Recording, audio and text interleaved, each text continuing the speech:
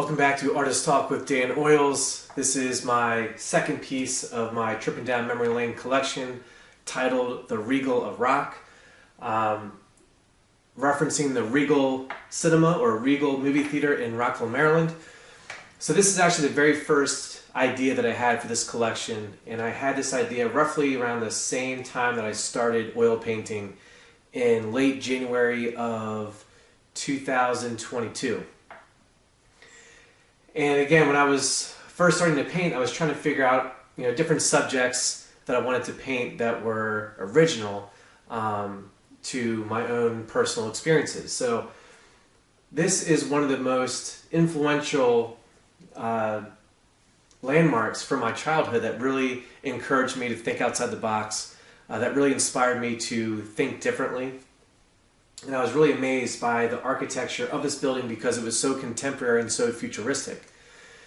In addition to that, where this movie theater sits, there used to be a really big parking garage that I would pass on the way to my karate lessons when I was a little kid. And so I was really blown away by this idea that you could eliminate something as permanent as a concrete parking garage and replace it with something so futuristic and so contemporary and something that was completely unrelated to the original building or the original structure that used to occupy that same space. So it really started to encourage me to think big and to think differently. That canvases could exist beyond just a traditional canvas, that there was an architect, there was a visionary behind that entire project, and to not let physical structures, or really not to let any barriers get in the way of your own imagination. So this was a very influential landmark in my childhood in developing confidence to kind of think outside the box. So the Regal movie theater always reminded me of the Wizard of Oz castle. So everything that you see here, minus the foreground of the castle, is exactly what the Regal movie theater looks like as far as the basic shapes are concerned. And then I wanted to truly make it look like the Wizard of Oz castle by adding some prominent features from the castle itself. The Wizard of Oz was one of the very few movies that I saw growing up or had access to on VHS. My family, we grew up in the country. We didn't have access to cable or satellite. It was like a 20-minute drive to rent movies.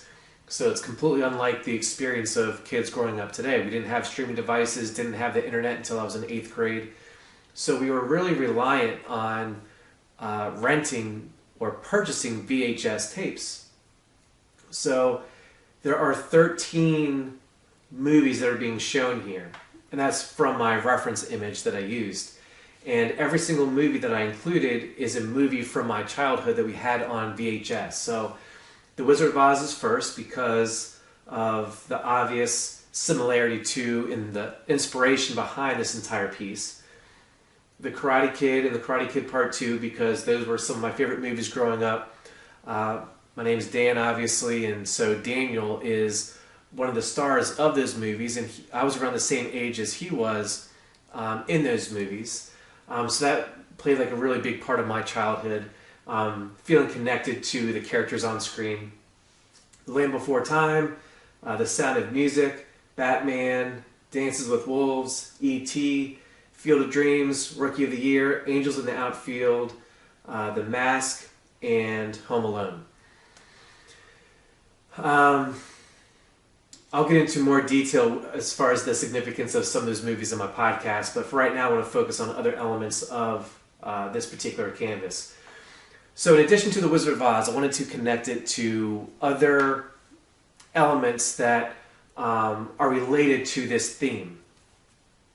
So I wanted to do something different. I wanted to do something surrealist for the background and to kind of add some original ideas to this canvas.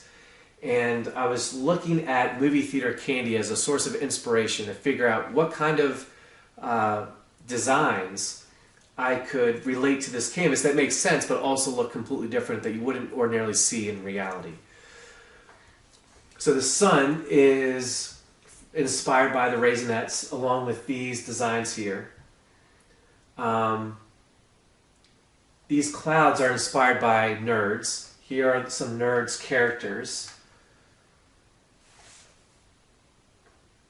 The overall concentric design is inspired by gobstoppers. And what else? Oh, the airhead balloon. So this is a hot air balloon.